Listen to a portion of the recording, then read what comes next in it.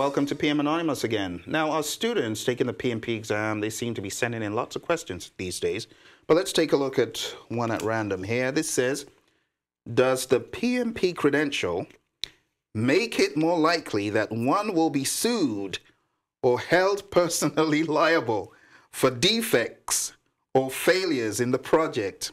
What do you think, Emily? No, the answer is no. It's all based on your individual situation, of course. You're not more likely. Now, as a PMP, I think it's less likely that you're going to be in that situation because there is a code of ethics, there is a code of conduct that you agree to. I like to think that all my PMP comrades out there in the world also have a high standard of performance.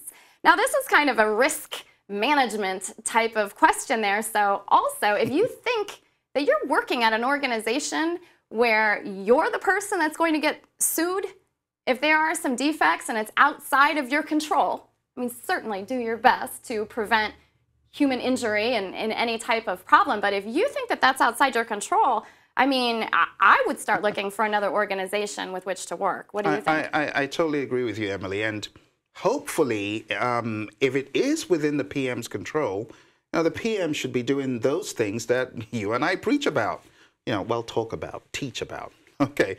Now, some of the things we teach is risk management. A lot of people say, Emily, I don't have time or budget to manage risk, so I'm just going to fly by the seat of my pants and manage my project in that fashion. And if something happens, if the yogurt and the bananas hit the fan, well, so be it. I'm going to run away.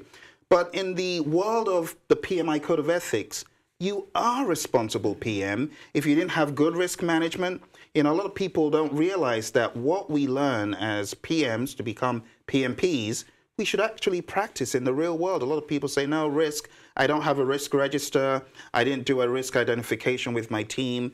Then why are you a PM? So you should be ready to take responsibility and you should do your best. It is your professional responsibility to practice what you've learned.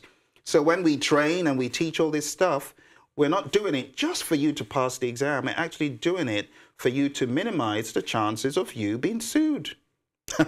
And with that, I think it's probably time to shut it down for today. Send in your questions to info@praizion.com.